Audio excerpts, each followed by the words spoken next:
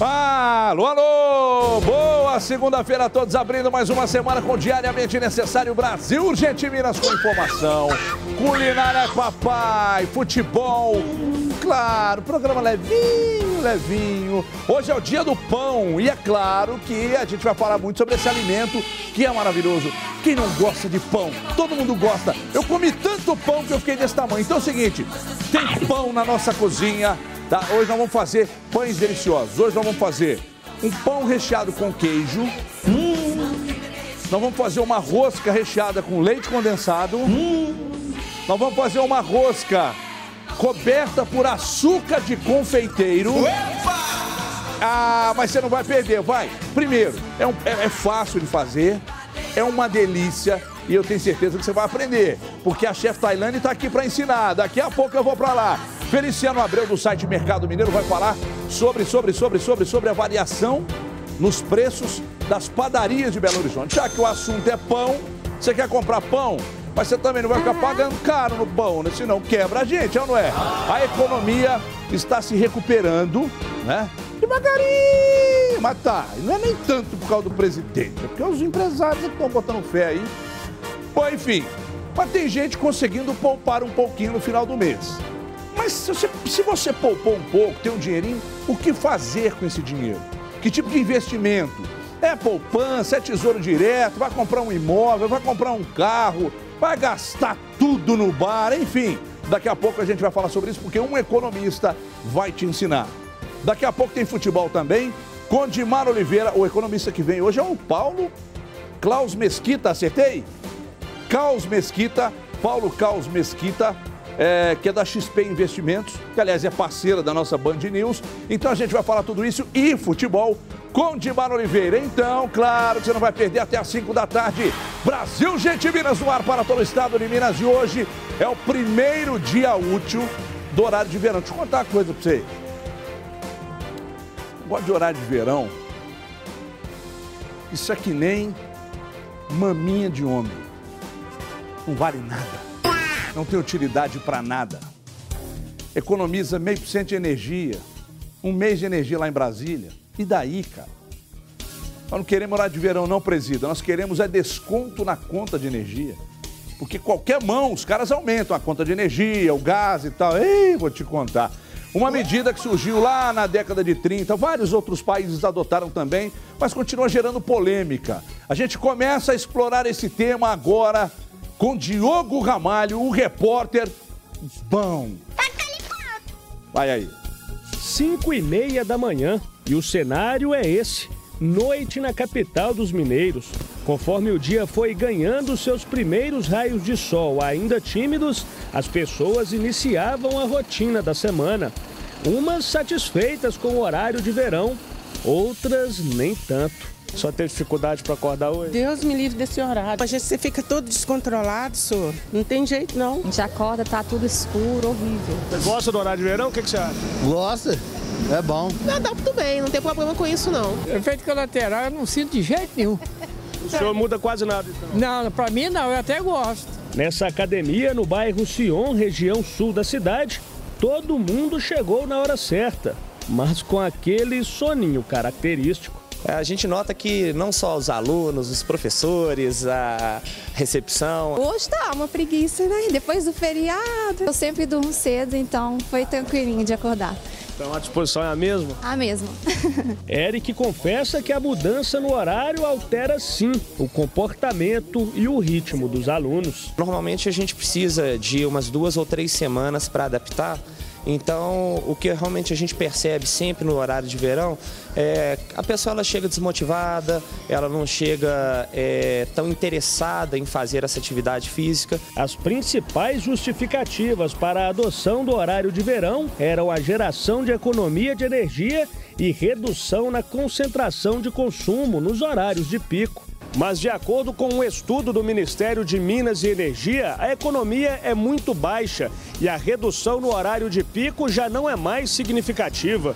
Segundo a CEMIG, em Minas Gerais, O último horário de verão resultou em uma diminuição de consumo de apenas 0,5%. Atualmente teve dois efeitos, mudança de hábitos de consumo e o pico da carga de energia do setor elétrico foi para o início da tarde, 2, 3 horas da tarde é o pico. A iluminação pública não tem mais aquele consumo porque ela foi substituída por iluminação de LED, então a tecnologia fez com que a iluminação pública mais eficiente não tenha o pico nesse horário. A gente aumentou muito também o número de aquecimento de chuveiro a gás, solar. Então, para o setor elétrico é totalmente imaterial o horário de verão. A energia inteligente é o que é tendência. A energia solar é muito interessante e tomara que um dia todo mundo possa ter condição de colocar em casa e tal, seria ótimo. Agora, sei, 0,5%, né? Não sei se vale tanto a pena. Agora, quando eu era garoto, lá em Divinópolis, aquela peladinha no final de tarde, aí a gente gostava do horário de verão, porque aí o dia ficava mais longo, pelada começava às 18 e até 19h30, tava claro ainda. Mas hoje pra mim não muda nada. Não muda nada. Só que é o seguinte, eu tô vendo mais gente reclamando que perde uma hora, é mais cansativo, fica com o corpo pior, não sei o quê, do que gente dizendo, nossa, o horário de verão é, sensacional. Pra mim, não muda muita coisa, mas que não vale nada, não vale. 0,5% não dá diferença nenhuma. Agora, 0,5% de uma fortuna por exemplo, da fortuna do Neymar, 0,5%. Aí o economista daqui a pouco ele vai falar com a gente. Aí dá dinheiro, hein? Deixa eu partir para a cozinha aqui, porque estou recebendo a Tailane. Um dia eu disse, Tailane, você traz sua mãe para cozinhar com a gente? Você disse sim, e aí a promessa está cumprida. Dona Maria de Fátima está aqui também, porque como hoje é o dia do pão, a gente vai fazer pão. Eu te queria fazer um pão de sal. Eu falei, não, vamos fazer um pão diferente. Fazer um pão recheado com queijo, fazer um pão, uma rosca com leite condensado, uma rosca com açúcar, tudo uma delícia. E a Tailane está aqui, que a gente vai começar. Olha só o que nós teremos de ingredientes para a receita. Você vai cair do sofá, porque é tão pouca coisa que eu não tô nem acreditando. Tudo bem, Tailane? Tudo jóia. Você trouxe a mamãe mesmo, hein? Trouxe pra mim. Dona Maria de Fátima, me adota? Ih, já vai ver, eu vou comer muito lá, vou ficar gordão lá. Ô, Tailane, mas só isso? Só isso. Farinha de trigo? 700 gramas. 700 gramas. Salzinho? Uma colherzinha de chá. Todo mundo tem a farinha de trigo em casa e um sal. Batata baroa? 500 gramas. 500 gramas, é muito barato. Muito barato. Não é baratinho, batata baroa? 2,49. 2,49 o quilo, você vai usar 500 gramas? Não, uma bandejinha com 500 gramas. Uma bandeja com 500 gramas. Isso. Então, vai, R$5 foi muito caro. O quilo, você vai usar meio quilo só. Só meio quilo. Leite condensado. Uma lata. Tem um amigo meu que fez bariátrica. Se liga nessa aqui. Fez bariátrica. Aí, bariátrica é o alimento sólido, para e o cara tem que segurar a onda. Sabe o que ele fazia?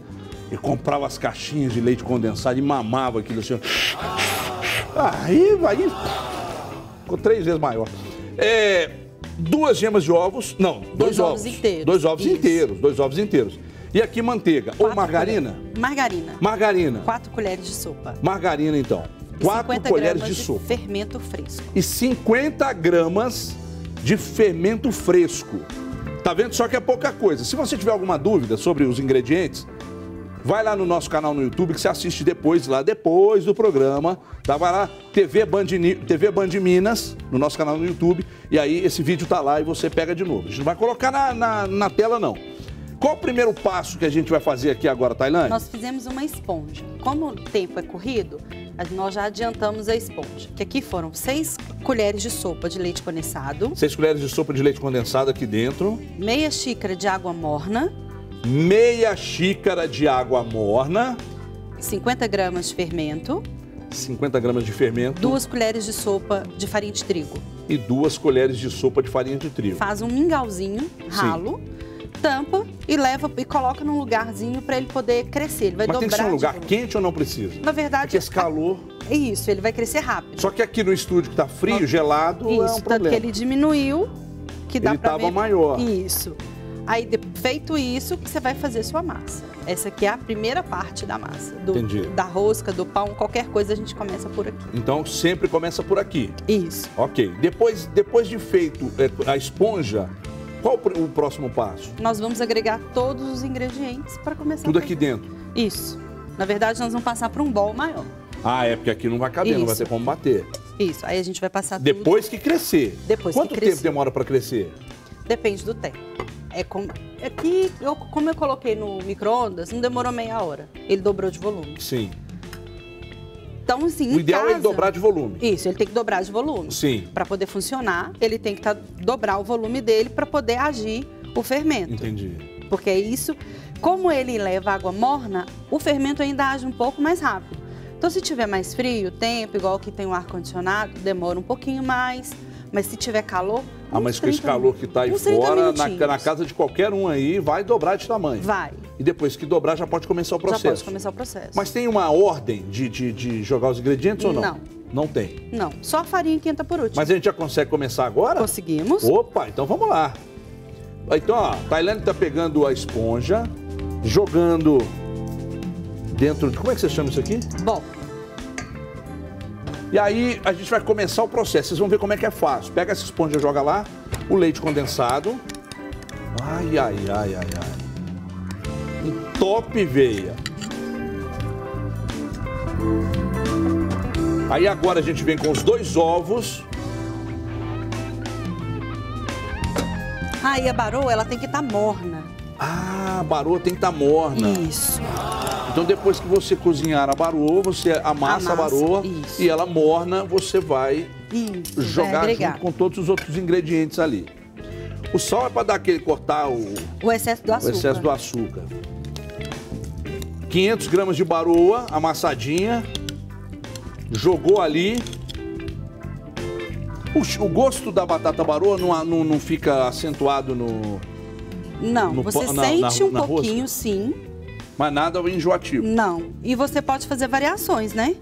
Porque aqui não pode usar a batata inglesa, pode usar abóbora, Quanto tempo que você fica misturando agora, Tailane? É só o tempo de agregar aqui um pouquinho mais e já vai entrar com a farinha. E já vai entrar com a farinha.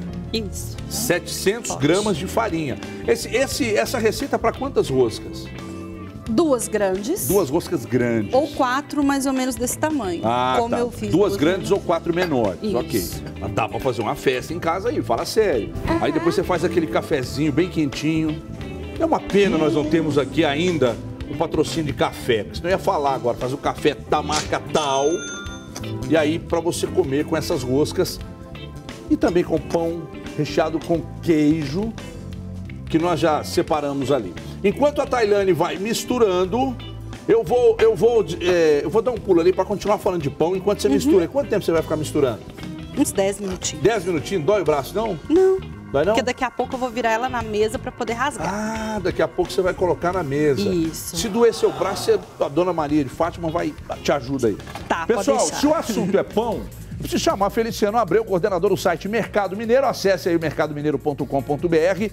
Mas antes de receber aqui o Feliciano, toca a minha vinheta aí, vai, André. Mercadomineiro.com.br. Feliciano Abreu está aqui. Se hoje é o dia do pão, a gente vai falar de pão. Pesquisa de pão, né? Tá caro. Você sabe que a notícia é boa, porque quando a gente compara com exatamente um ano atrás, o preço médio do pãozinho francês caiu em Belo Horizonte, região metropolitana. Isso é bom. E olha que a gente teve aí aumento de energia elétrica, nós tivemos aumentos aí de gases consecutivos, né? E pra você ter uma ideia, Everton, o preço era R$ 13,61, caiu para R$ 13,39. A queda pequena. Claro que o consumidor ele vai falar assim, não sei onde que ele está vendo essas quedas, mas a gente acompanha esses preços e realmente houve uma queda de 1,62%. E não foi só o pão francês. A gente teve também o pão doce com a queda bem mais significativa de 6,23%. Ele custava em média o quilo R$ 16,86, caiu para R$ 15,81. Já foi uma queda bem melhor. O pão de forma também, até aquele industrializado que a gente conhece, o preço médio aí que estava em torno de R$ 6,54, caiu para R$ 6,29, uma queda muito satisfatória, porque a gente sabe que é um momento em que as coisas estão aumentando e o consumidor com freio de mão puxado, ele acaba comprando uma quantidade menor de pãezinhos.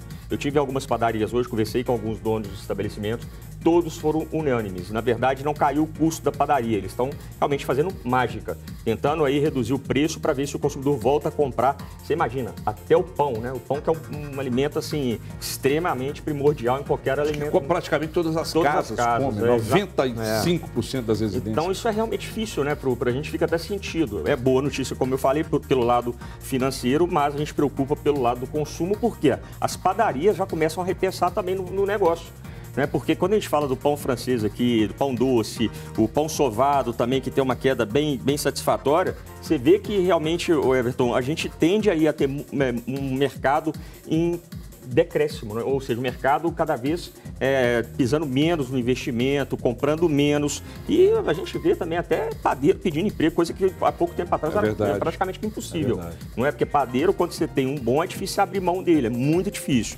Agora, Feliciano, mas tem um outro detalhe também, que pode ter algum tipo de ajuda para explicar isso, é que o custo da mão de obra nas padarias também parece que diminuiu, porque as padarias hoje, elas fazem muito aquele processo do pão congelado. Exatamente, está evoluindo muito essa área, né? Porque eu até costumo dizer o seguinte, eu conheço o dono de padaria da época que o padeiro adoecia, faltava, ele ficava desesperado, não era? Porque tinha que abrir a padaria, tinha que estar lá de domingo a domingo. Hoje, nos grandes atacadistas, você compra o pão congelado. Dá para fazer em casa, já sai em casa. Ou seja, você come o pão, o pessoal da padaria deve estar adorando eu falar isso. O pessoal da padaria Bonamassa, lá no Vale do Sol, deve estar adorando eu falar isso aqui. Mas você compra o pão congelado e assa na sua casa quentinho. E fica a mesma coisa que você comprar na padaria, né? Isso é uma saber, nós gostamos desse cheirinho, né? Agora, um detalhe, quer ver outra coisa bacana? Saindo um pouco do pão, mas é importante também. O leite está muito mais barato do que o ano passado.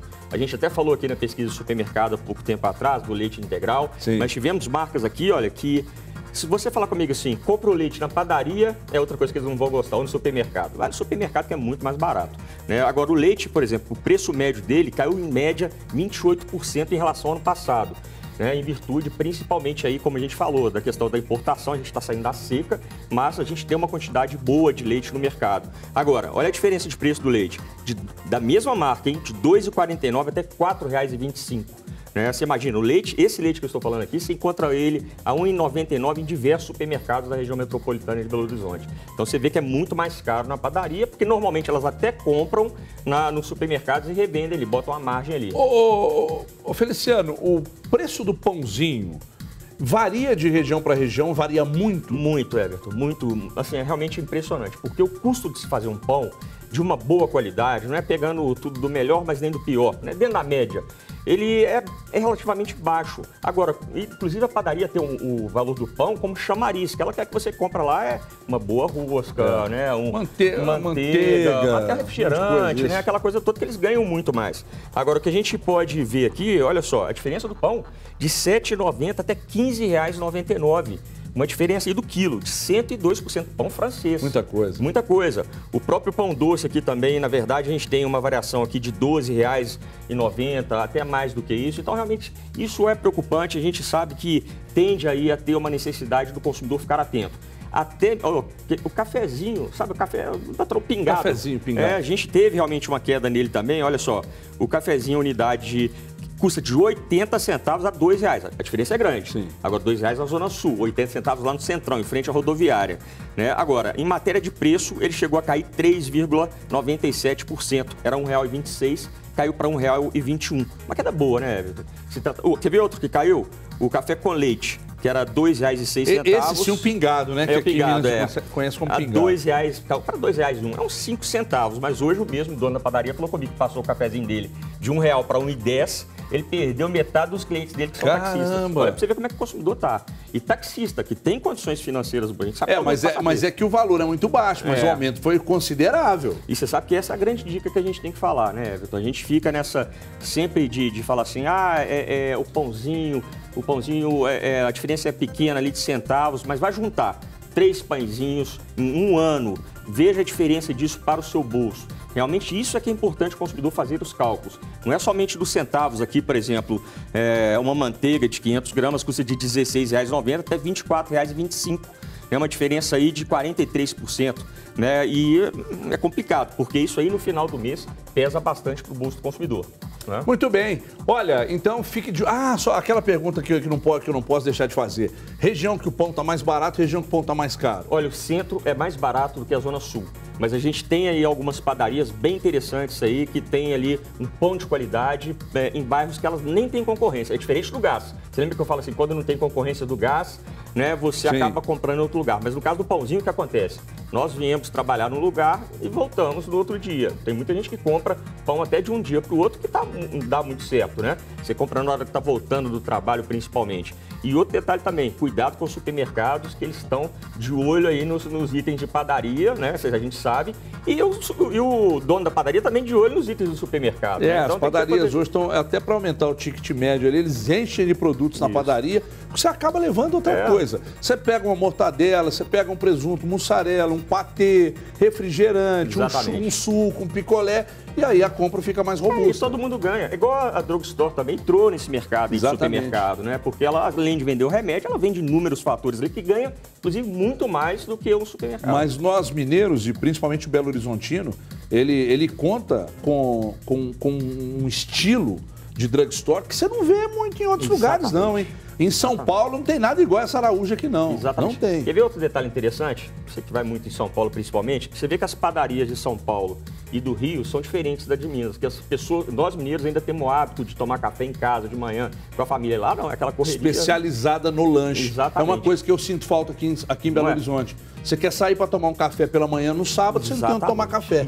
É uma maluquice isso. Mas eu e a dona Maria de Fátima, que é a mãe da Tailândia, nós vamos montar uma padaria aqui para você, todo mundo tomar café, biscoito, polvilho, broa de fubá. Obrigado. Prazer. Boa semana para você. Grande Feliciano Abreu no site Mercado Mineiro. Acesse aí mercadomineiro.com.br. Antes de você sair às compras, acesse o mercadomineiro.com.br, que aí você faz a compra certa no lugar certo, pagando menos. Ó, a Prefeitura divulgou um balanço dos impactos da Lei Candir, que reduz a arrecadação municipal. Quem traz os detalhes é Kiane Rodrigues. Veja aí.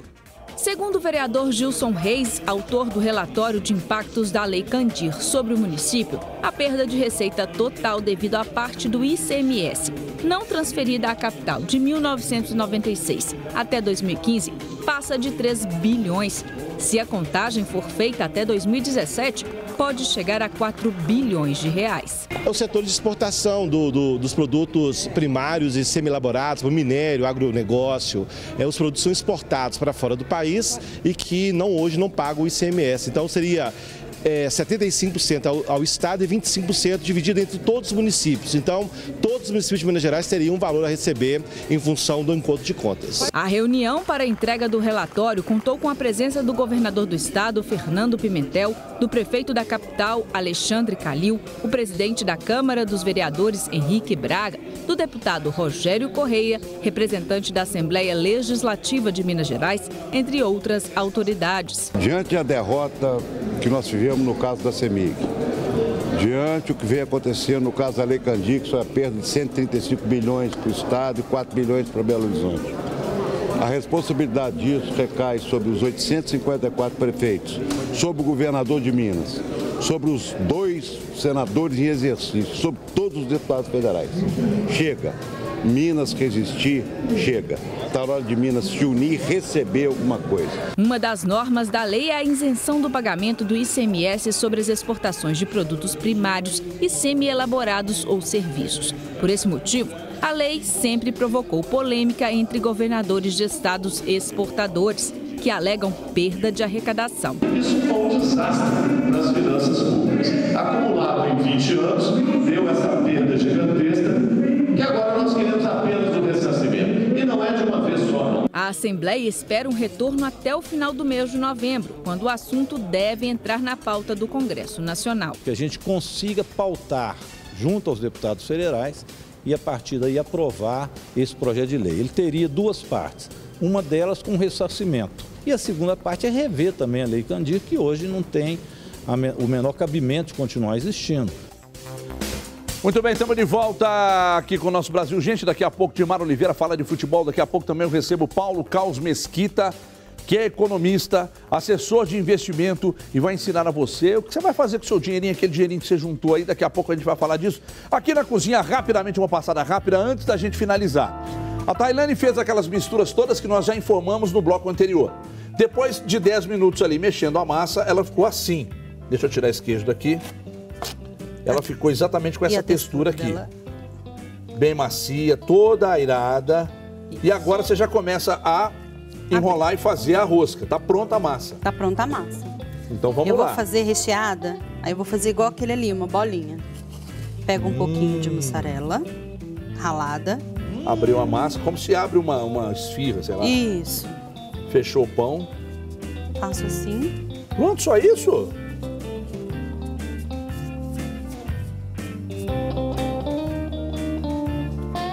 Recheado com queijo, hein?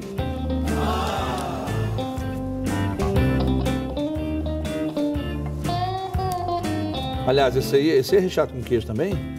Aquele ali? Não, esse que você está fazendo? É. Aliás, esse é a massa doce recheada com queijo? Isso. Ah, massa doce recheada com queijo. Pode rechear com frutas cristalizadas. Frutas cristalizadas. Só não fica muito bom com gorduroso.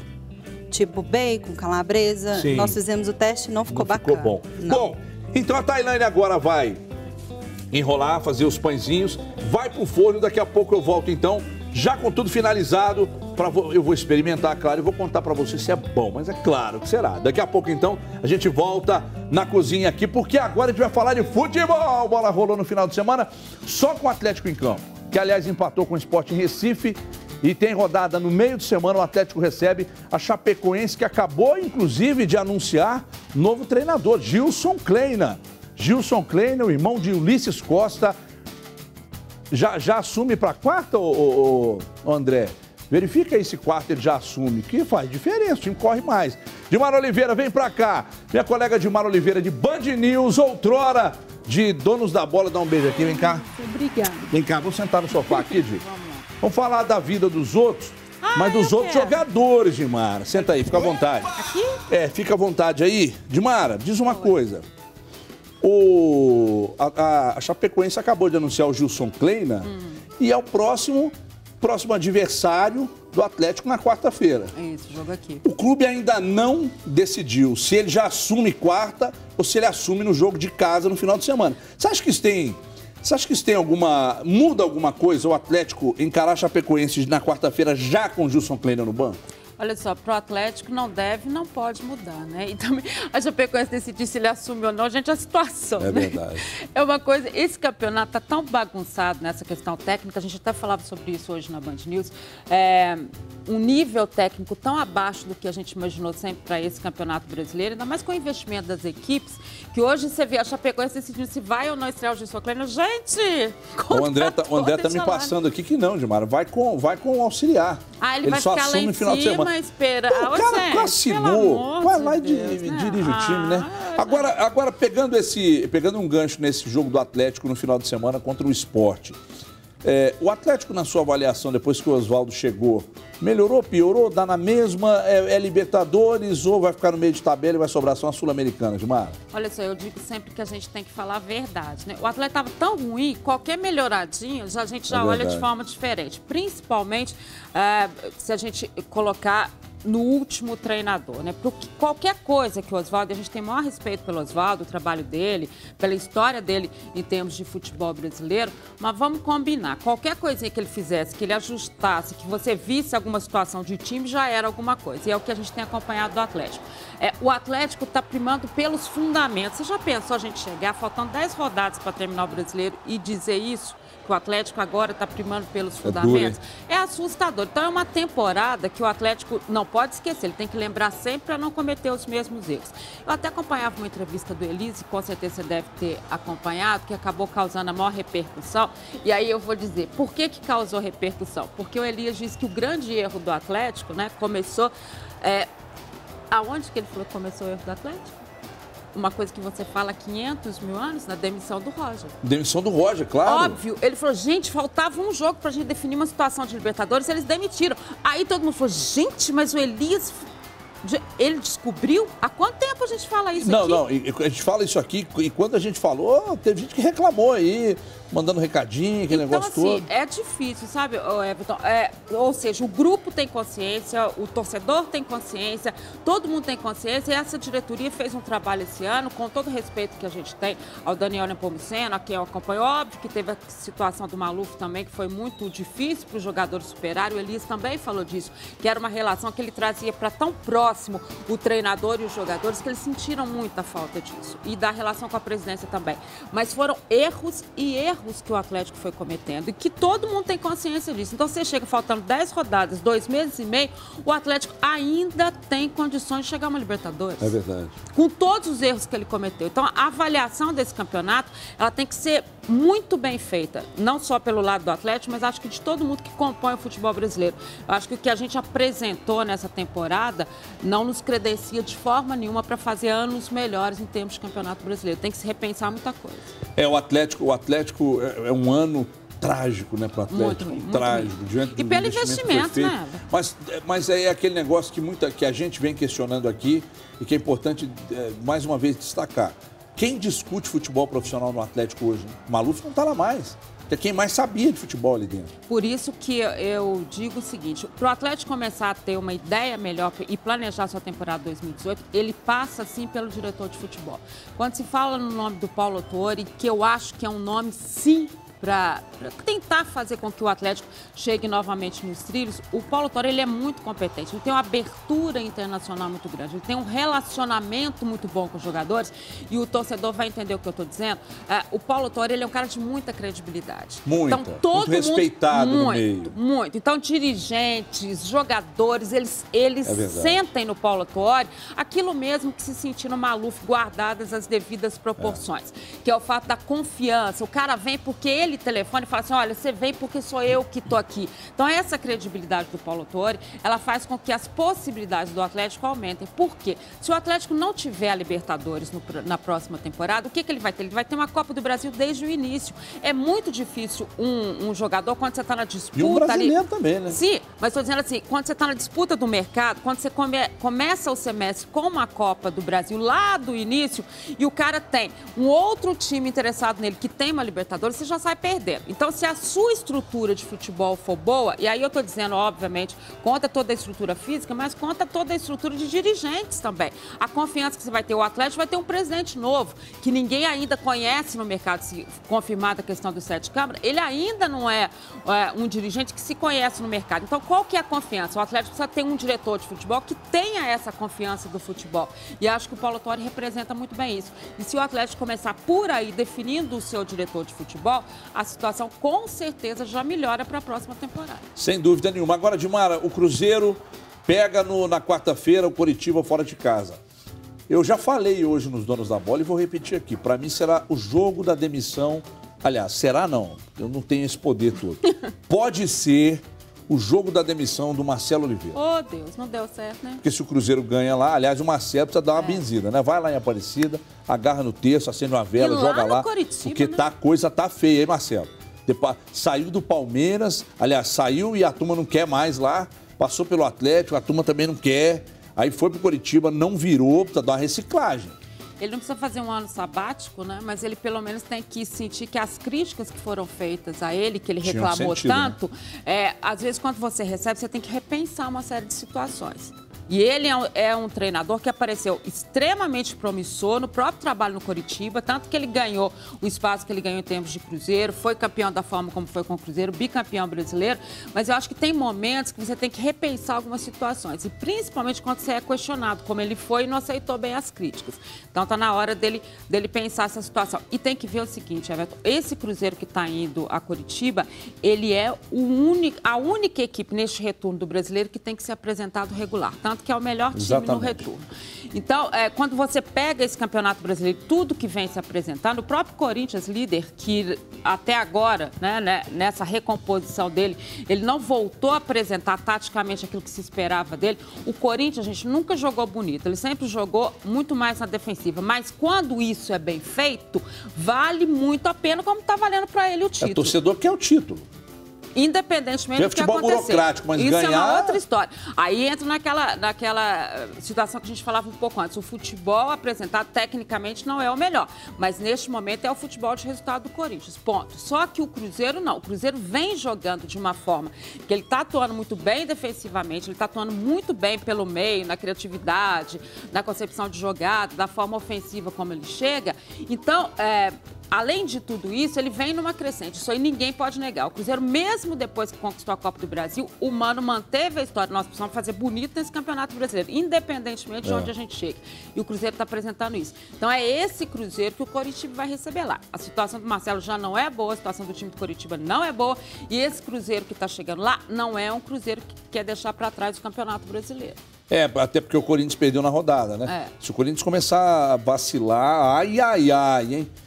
Pode fechar o brasileiro como o maior cavalo paraguaio da história do Brasil. Ai. Dimara, volte outras vezes. Quero muito. Dimara, que agora está na Band News. Você ouve ela lá. 89.5. Em esporte tem mulher na área. Tem mulher na área às 12h57 e também o Band News na área, que é às 21 horas também, falando de futebol. 89.5 na Band News. Dimara, fica comigo aqui que eu vou chamar agora o balanço da Polícia Rodoviária Federal, que acaba de ser divulgado, um feriado prolongado, desde a 0 hora da última quarta-feira, a operação 12 de outubro, foi realizada para minimizar os acidentes. Mas será que minimizou? Até as 23h59 de domingo, agentes reforçaram trechos estratégicos nas BRs. Foram 151 acidentes, com 8 mortos e 178 feridos. Ou seja, nas BRs, tá, pessoal? Nas BRs, 151 acidentes, com 8 mortes e 188 pessoas feridas. Então, quer dizer, a gente sempre chega aqui na segunda-feira, depois de um feriado prolongado, imaginando que a gente possa receber boas notícias. Mas as mortes sempre acontecem, a irresponsabilidade nas estradas, um negócio assustador. Sabe, sexta-feira eu estava vindo para Confins, um maluco num Etios branco ali na MG10, cortando pelo acostamento, enfiava no meio dos carros e veio um Audi atrás, os caras fazendo racha ali na MG10, um negócio maluco. Aí lá no final, perto de onde eles estão construindo aquele Alphaville ali, o que aconteceu? Ele se lascou no barranco lá. Quer dizer, irresponsabilidade, mas bateu no barranco, mas poderia ter batido em outro carro, né? Então, juízo nas estradas aí, rapaziada. Vamos para o intervalo rápido. Na volta, a gente já vai falar na volta. Atenção, você que juntou dinheiro, Dimara juntou muito. Então a gente vai, no final, na volta do intervalo, a gente vai falar como você deve investir o seu dinheiro. A melhor maneira, os melhores investimentos. Daqui a pouco, na volta do intervalo, não saia daí, senão sua conta de poupança amanhã vai amanhecer zerada. Até já.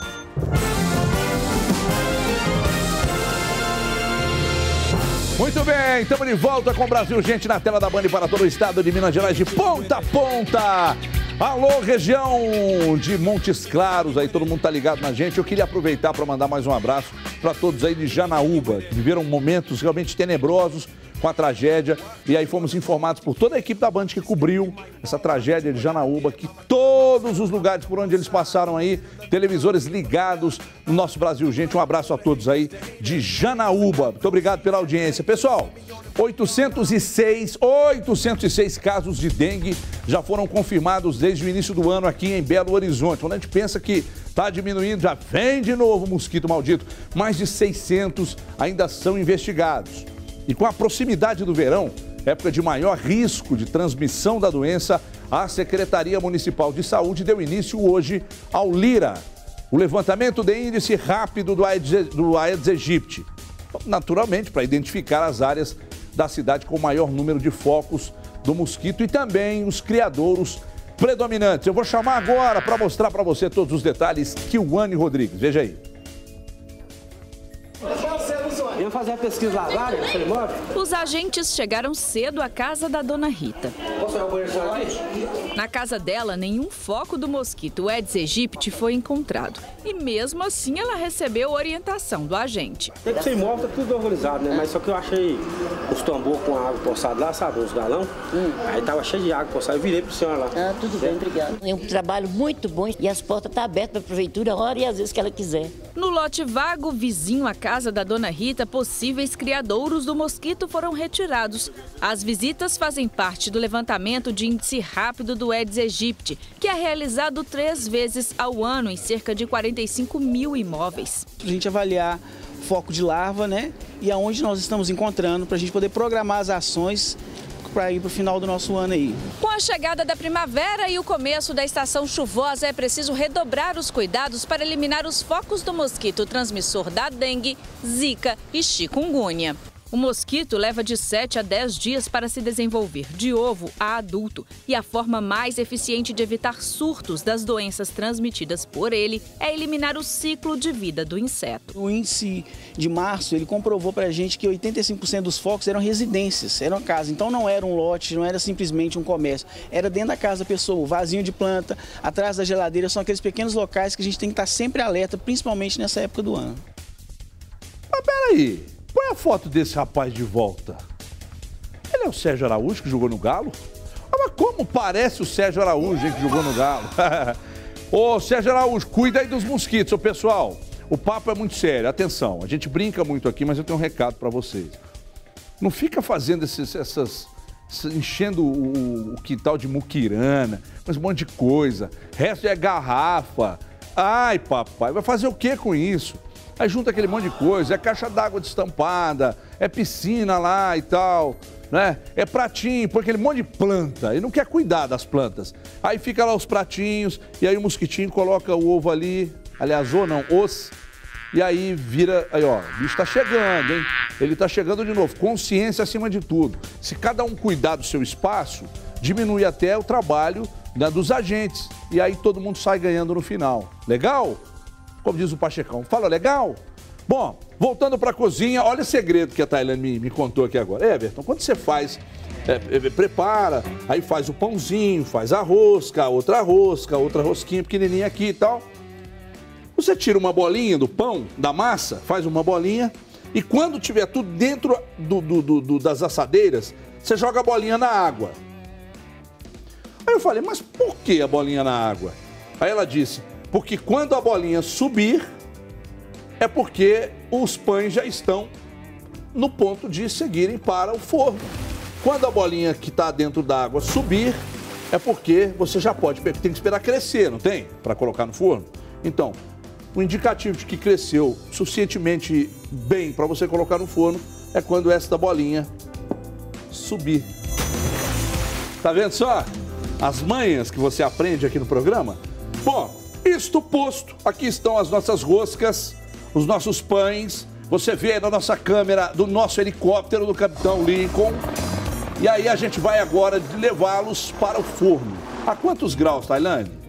180. 180 graus. E nós vamos deixar quanto tempo? Em média, 40 minutos. Em média, 40 minutos. Varia um pouco mais, um pouco menos, que nem o Ibope, por causa de que tem forno que aquece mais, outros menos. Tem gente que vai assar num forno a lenha.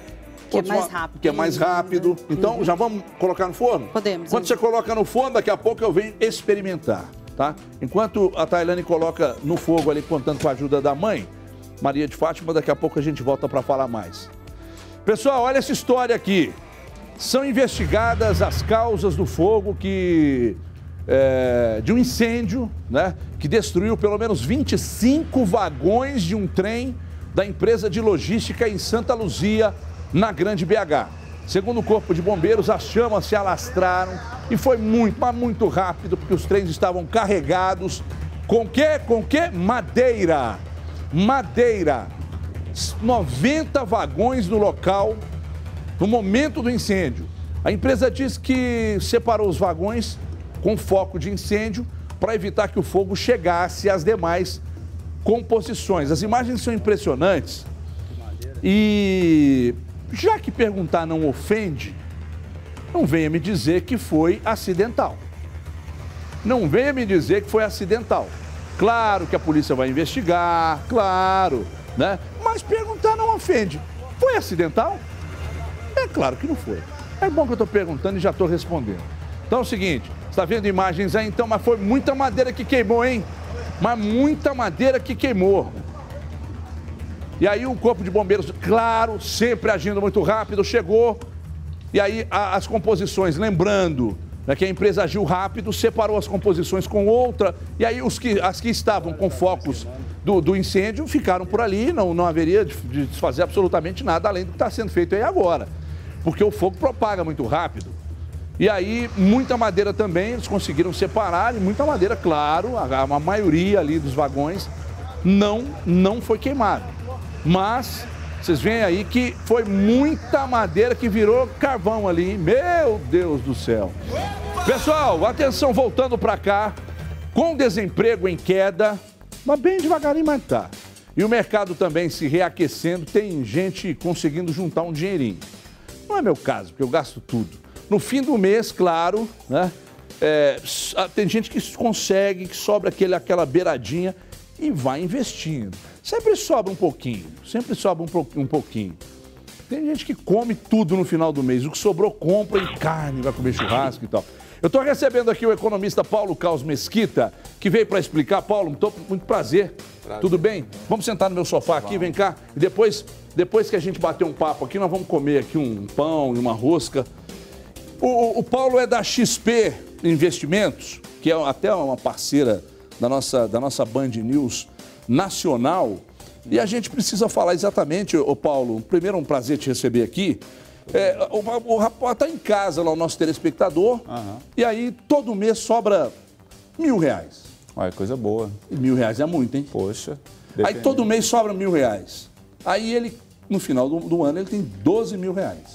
Qual o melhor investimento? A poupança, por ser segura, ainda é atraente, ainda é um atrativo para quem quer investir? Ou existem outras formas práticas, fáceis de investir?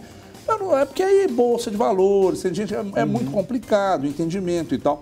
Qual a melhor alternativa, Paulo? A poupança, na verdade, ela não é o melhor investimento, mas ela também não é o mais simples. Existem investimentos tão simples quanto e tão seguros quanto, né? A gente tem aí, por exemplo, o Tesouro Direto, que é um ótimo investimento. O que é o Tesouro Direto? Basicamente, você empresta dinheiro para o governo.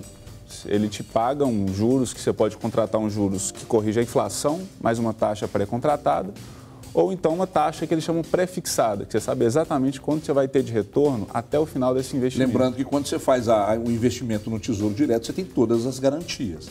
Tem. Na verdade, a garantia que o Tesouro te dá é de que é um investimento do governo. Você está aplicando no que há de mais seguro no Brasil. Mas se você quer a mesma segurança da poupança, você pode procurar num banco, até numa corretora com a gente, títulos como CDBs, títulos de renda fixa, que o banco, né, você está emprestando dinheiro para o banco, só que o banco te paga uma taxa melhor do que ele te paga na poupança. Mas, por exemplo, eu tenho em casa guardado ali R$5.000. Independentemente do valor, dá para aplicar em CDB? Dá. Você pode pesquisar no seu banco, até procurar uma corretora. As taxas variam? Variam. E também você pode ter acesso, às vezes, a investimentos que têm um prazo mais curto ou mais longo, também dependendo do tanto de recursos que você tem para investir. Mas valores, igual você falou, de R$5.000, você já consegue ótimas taxas, principalmente se você quiser um investimento para mais longo prazo. Então como o nosso público, tem muita gente que tem um dinheirinho guardado ali, às vezes fica na poupança, rendendo, está dando 0,8, Paulo? Menos até. Pouco menos, 0,7? Na verdade, meio. Está dando meio, 0,6. A base é 0,5%. O juros está caindo muito, né? Então a base é 0,5%. Agora, o CDB hoje paga quanto? O CDB, ele vai te pagar líquido, né? Tirando os impostos, porque acaba que a poupança é a vantagem de não pagar imposto. Sim. Né? Que muita gente fala, então não paga imposto, é muito melhor. O CDB, ele tem que a gente chama um prêmio, que te paga um pouquinho mais do que a poupança. Então, você vai conseguir ter um retorno aí de 0,6, 0,7, até dependendo do prazo que você está colocando ali, o tanto de tempo que você vai deixar o dinheiro aplicado. Sim. Então, você consegue um investimento com rendimento melhor, né? E talvez, por ser pouco dinheiro, a pessoa fala, poxa, mas então vou deixar onde está, na poupança, que é onde já cai o dinheiro automático, porque eu não vou ter que sentar com a cabeça, colocar o dinheiro, tirar toda vez que eu precisar. Só que essa diferença vai se acumulando. É igual a história do pãozinho que você conversou mais cedo, né? Essa diferença se acumula ao longo do tempo e quando você vai ver, você está com um bolo muito maior por causa dessa boa escolha que você fez agora, né? De procurar um lugar especializado, de procurar as melhores taxas possíveis, tudo muito seguro, igual na poupança. Então você que está em casa, tem um dinheirinho para investir, chega no banco, conversa com o seu gerente, pergunta sobre Tesouro Direto, CDB, são investimentos que vão pagar mais que a poupança e tem uma segurança muito grande também. Agora tem uma dúvida particular que eu vou externar, inclusive para quem está em casa. Eu tenho 500 mil reais aplicados. Eu compro um imóvel de 500 ou eu deixo o dinheiro aplicado e pago aluguel com rendimento, que eu vou morar muito bem com aluguel de um rendimento de 500 mil. O que eu faço? Olha, nesse caso, a gente tem que olhar vários fatores. O mais simples aí seria o preço desse aluguel. Quanto que esse aluguel vai ser para você todo mês e o quanto que o investimento vai te render. Dentro de um patrimônio de 500 mil reais para aplicar, você consegue rendimentos até às vezes melhores do que se fosse menos recurso. Então, nesses casos, você vai ter que fazer uma análise bem detalhada, às vezes até procurar alguém que vai te assessorar a fazer isso, para conseguir ter certeza. Mas, na maioria dos casos, você consegue ter um retorno bem interessante fazendo o aluguel do imóvel e aplicando bem esse recurso, fazendo uma aplicação bem diversificada, pegando títulos tanto de renda fixa quanto títulos às vezes um pouco diferentes, que a gente chama aí multimercado, às vezes até colocando um pedacinho em ação, porque 500 mil dá para diversificar bastante. Mas nesse caso, de modo mais simples assim, dá para alugar e conseguir um rendimento muito bom em cima desse capital. Se sou eu deixo lá rendendo e vou morar de aluguel. Até porque você compra um apartamento num lugar e pega o pisquila de vizinho, por exemplo. Chato, vai te encher o saco. É cachorro latindo, é menino chorando, é ele brigando com a mulher e tal. Você comprou, é aquilo ali pro resto da vida. O aluguel não encheu o saco, você vai embora. Paulo, obrigado por você ter vindo aqui. Você voltaria para a gente falar mais sobre esses investimentos, essas coisas? Você aceitaria um convite nosso para voltar? Com certeza. Eu te prometo que da próxima vez eu te deixo esperando menos. Paulo, obrigado pela sua vinda aqui. Você pode sair por ali, mas não vai embora não, para você voltar para comer com a gente, para tomar um café com a gente aqui. Ok? Pode sair por ali. Obrigado, grande tchau. Paulo Caos Mesquita. E eu caminho aqui para a nossa cozinha para encerrar. No forno está, claro, aqueles pães que a Tailândia montou aqui e tal, enfim. E aqui as roscas prontas. Eu vou ter o trabalho agora de experimentar. É um trabalho duro, árduo, difícil de fazer. Deixa eu pegar essa aqui, sabe por quê? Você não vai saber por quê. Não sei. O que eu gosto é disso aqui, ó. Dessa beiradinha aqui do fundo. Eu vou cortar, já vi que a massa parece que está muito levinha. Lembrando que a base dessa massa aqui foi com batata baroa. Batata baroa em outros lugares tem outros nomes também, Mandioquinha. Mandioquinha, batata baroa. Cenoura amarela. Cenoura amarela, Deixa eu experimentar. Quanto tempo nós temos de programa aí, André? Vai dar tempo de comer bem.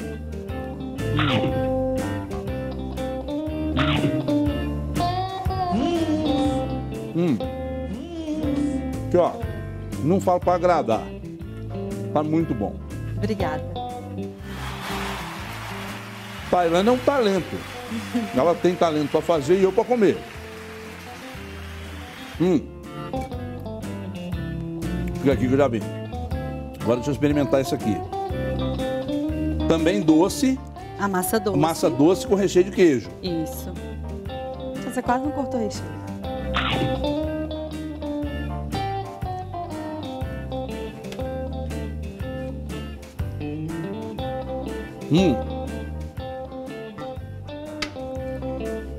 É muito bom. Traz um café aí pra nós. Tailândia, obrigado. Eu que agradeço. Você é uma figuraça. Obrigada. Dona Maria de Fátima, obrigado. Me adota. Vamos ao cartório. Edgar, vai ter trabalho comigo aí, hein? Um abraço a todos, gente. Amanhã a gente volta às 4 da tarde com mais delícias na cozinha, muita informação, entretenimento, prestação de serviço. Tenham todos uma ótima semana e eu vou ficar aqui comendo. Tchau, pessoal.